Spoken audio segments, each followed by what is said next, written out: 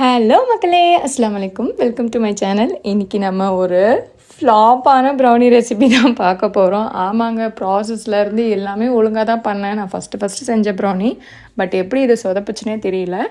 ஆனால் இதில் நான் ஒரு மிஸ்டேக் பண்ணியிருக்கேன். அதை நீங்கள் கடைசி வரைக்கும் பண்ணால் தான் உங்களுக்கு தெரியும். அது என்ன மிஸ்டேக்குன்றதை எனக்கு கீழே கமெண்ட் பண்ணுங்கள். அதுக்கப்புறம் வர ப்ரௌனிஸ் எல்லாமே பக்காவாக செய்ய ஆரம்பிச்சிட்டேன். இதுக்கு நான் ஒரு அரௌண்ட் ஒரு 80 கிராம்ஸ் வந்து இருக்கும் இந்த பாரை வந்து த்ளின் சைஸாக வந்து நான் கட் பண்ணிக்கிட்டேன். பிகாஸ் அப்போ தான் வந்து நம்மளுக்கு ஈஸியாக வந்து மெல்ட் ஆகும். ஸோ அதனால் இந்த மாதிரி தின் ஸ்லைஸாகவே நான் கட் பண்ணி வச்சுக்கிட்டேன். மிச்சம் இருந்த பேலன்ஸ் ப்ரௌனி அந்த பீசஸை வந்து நான் கொஞ்சம் க்யூபாக ஸ்கொயராக கட் பண்ணிக்கிட்டேன். ஏன்னா நம்ம மேலே கார்னிஷிங்க்கு போட வேணும்னு சொல்கிறதுக்காக. ஸோ அதுக்காக நான் அப்படி பண்ணிக்கிட்டேன்.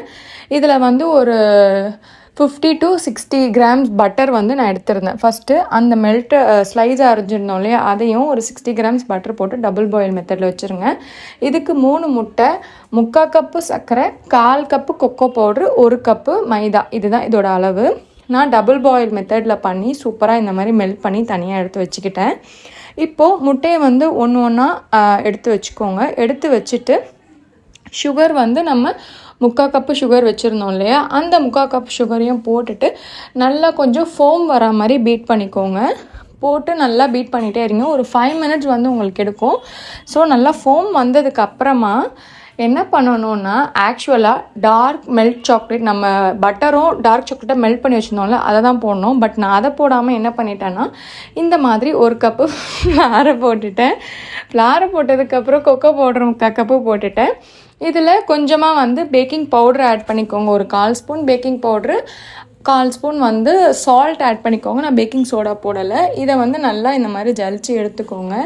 என்ன பண்ணுறது, வீடியோக்கு லைக்ஸ் வர இதெல்லாம் பண்ணி தான் ஆகணும். ஓகே, இப்போது அதில் வந்து இதுக்கப்புறம் என்ன பண்ணேன்னா, மெல்டட் பட்டரை வந்து போட்டுட்டு நல்லா வந்து மிக்ஸ் பண்ண கன்சிஸ்டன்சி பார்த்தீங்கன்னா, என்னடா இது ஒரு மாதிரி இருக்குதே, சரி பரவாயில்ல பண்ணுவோம் அப்படின்ட்டு நானும் பண்ண போக போக பார்த்தா சப்பாத்தி மாவு பதத்துக்கு வந்துச்சு. ரொம்ப கட்டியாக இருந்துச்சு. சரி, அப்புறம் பார்த்தா வெனிலா எசன்ஸ் போட மறந்துட்டேன். திருப்பி வெனிலா எசன்ஸ் கொஞ்சம் போட்டு அதில் கொஞ்சம் பாலை ஊற்றி திருப்பி நல்லா ஃபைனாக மிக்ஸ் பண்ணிக்கிட்டேங்க.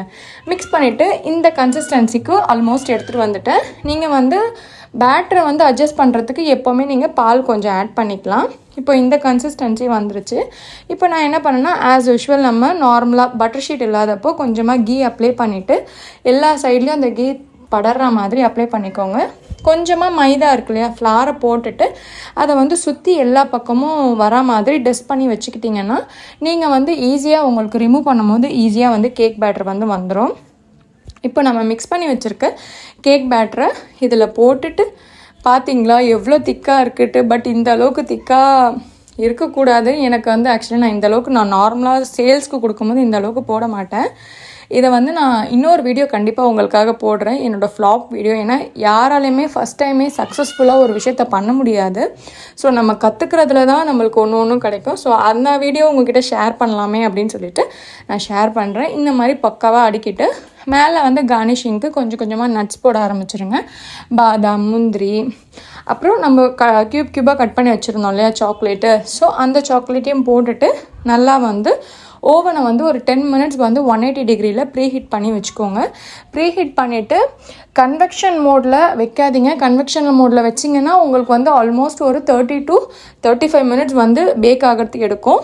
நீங்கள் வந்து என்ன பண்ணுங்கன்னா, எந்த மோட்லேயும் இல்லாத நார்மல் மோடு ஆஃபில் வச்சு பண்ணிங்கன்னா 20 to 25 மினிட்ஸில் உங்களுக்கு ரெடி ஆகிடும். ஸோ நான் ஓவனில் வச்சு எடுத்தேன். அவுட்புட்டை பார்த்தோன்னே நான் ஷாக் ஆகிட்டேங்க. பிகாஸ் ப்ரௌனியே வந்து இந்த மாதிரி வால்கினோ மாதிரி வெடிச்சிட்டு மேலே வந்து இருந்துச்சு. சரி ஃபைன், இது ஃப்ளாப் வீடியோ தான், சும்மா ஷேர் பண்ணாமேன்னு பண்ணுறேன். என் வீடியோ பிடிச்சிருந்துச்சுன்னா என் வீடியோவை லைக் பண்ணுங்கள். உங்கள் ஃப்ரெண்ட்ஸ் அண்ட் ஃபேமிலிக்கு இந்த வீடியோவை ஷேரே பண்ணிடாதீங்க. மறக்காமல் சப்ஸ்கிரைப் பண்ணி பக்கத்தில் இருக்க பெல் பட்டனையும் கிளிக் பண்ணிக்கோங்க. தேங்க்யூ மக்களே, பாய். என்ன மிஸ்டேக்குன்னு கமெண்ட்டில் சொல்லுங்கள்.